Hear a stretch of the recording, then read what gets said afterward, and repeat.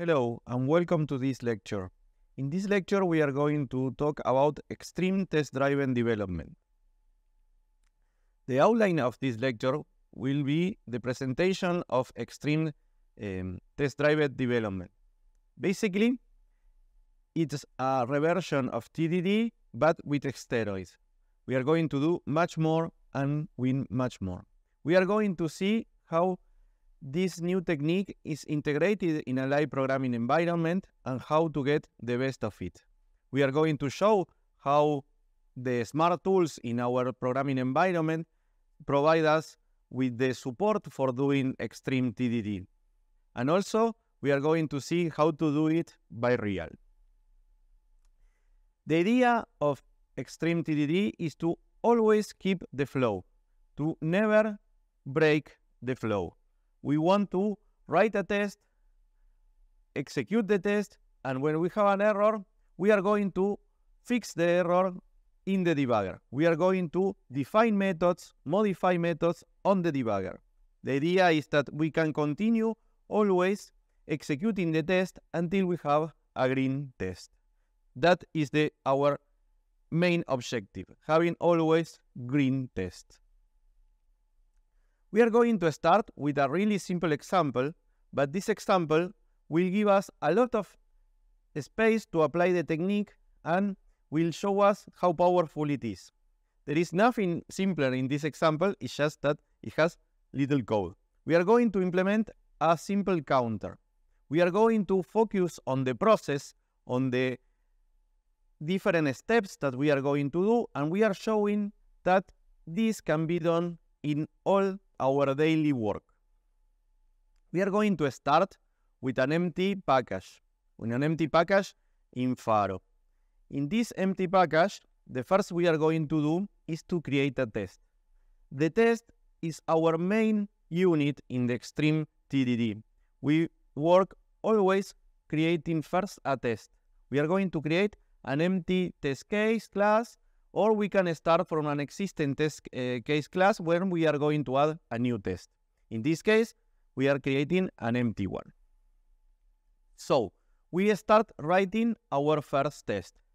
Remember that always in our test, we are going to have an action that we are going to execute, and the most important is that we are going to have some asserts that will validate that that action is correct.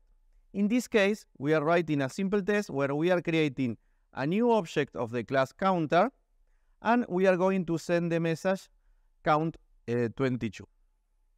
So once we send this message, the actual value inside the counter that we are accessing with the message count will return 22. And this is our test. This is what we want that our program do. We are going to write this in our class browser, and we are going to see that already when we write this code, the counter class name, the name of the counter class in our code is marked different because this class does not exist. We didn't create it yet. And we are going to compile this method as it is. So the system already knows that the class does not exist. So when we compile the method, we are going to define a new class. It says clearly that there is a unknown variable, in this case the class counter, and we are going to define it a new class so we can start implementing our program. Once we select to define a new class, we see that we are offered with a template or a simple class definition. In this case, for following the extreme TDD as we should, we are going to create it in the most simple default class that we have. We are going to create our class counter as a subclass of object, and we are not going to add any instance variable as they will emerge as we are making our test green.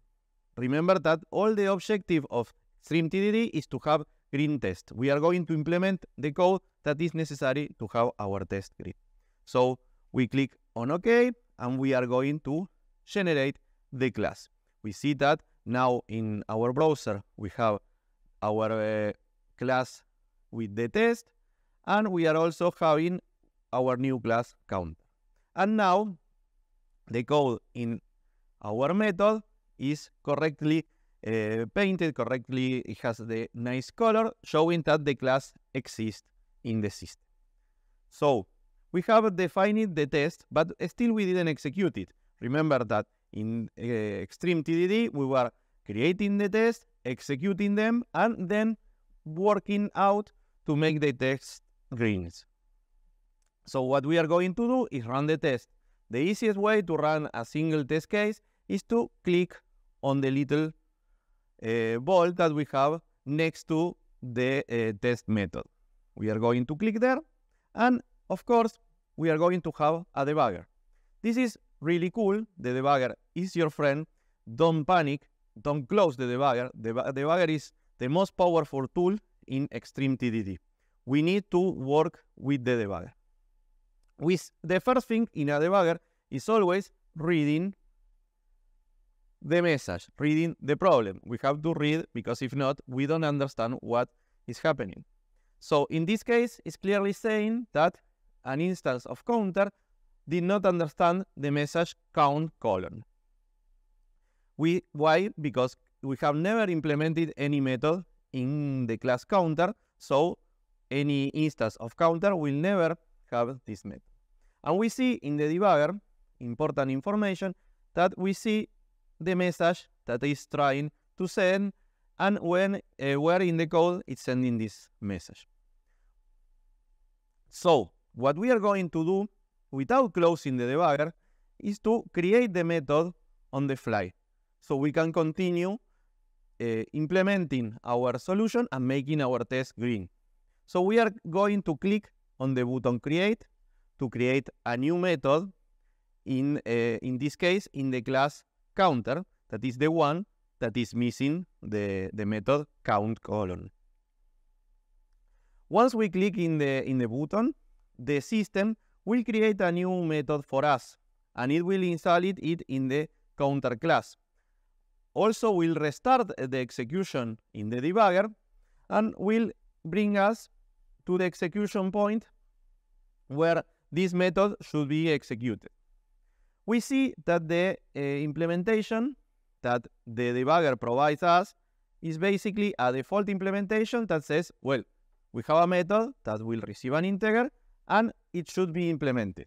We don't have the actual code. So we came here and we are gonna write the code that we want to happen, or we want to be executed when this method is executed. In this case, what we want to do is take the value of the argument and store it in an instance variable of name count. We are going to write the assignation here, and before saving the method, we can see again that count is marked in red, showing off that we don't have this instance variable. But we don't need to panic, we don't need to go away, we don't need to close the debugger. We are going to save the method, and once we save the method with Command S or the right button accept, a new pop-up will appear asking us what we want to do with the unknown variable count. Remember, always to read the messages, always to read what the system is proposing us before closing and panicking. It's so easy, just reading and following and doing what we want. In this case, as there is an unknown variable, we want to declare it as a new instance variable, and we select the second option. In this case, the tool, the debugger, will compile the new method and will create the missing instance variable. And now we see that our method is correctly colored, showing us that the variable exists and is defined in the class counter. Well, we have our method, it's correctly written. We have the variable that has been created with some little clicks. And now what we have to do is to continue executing our test. For doing so, we can tell our debugger to proceed and continue executing our code. We click on the button proceed, and the execution of the test will continue. Let's recall what happened until this point. We see that the system, when there is an error, show us the ability to create a new method for us. When we click on create a new method, the system will create a new method for us, will remove all the error in the message not understood, and will replace it in the stack, in the call stack, with our method, just to be executed. We can then edit and modify or not the method, and then we can continue the execution of our test. Like this, we are going to start adding the methods and the instance variable and the classes and all the elements that we are needed for making our test green. This process allows us to keep always a green test, or our objective is always to have a green test. To talk a little more in technical detail, when we create a new method, the system, will create the new method, that is easy to see because it's what we asked, but also will remove from the stack all the error of the message not understood, and will replace the call to the error with the call to our new method. When the system proposes us a new method, it will be created using the message self should be implemented. This message has two important responsibilities. First, should be implemented is just an exception that will be raised so the debugger will stop again and we can continue editing our method. But also it's really good because it's a documentation that this method has not been yet implemented.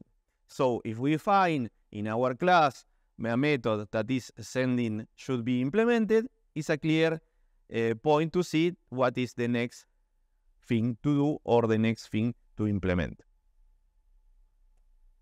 So if we continue executing our example, if we return to the moment that I click on proceed, we can see that this error will continue, this cycle of executing, finding an error and modifying the methods and continue will execute, because that is the procedure in Xtreme TDD.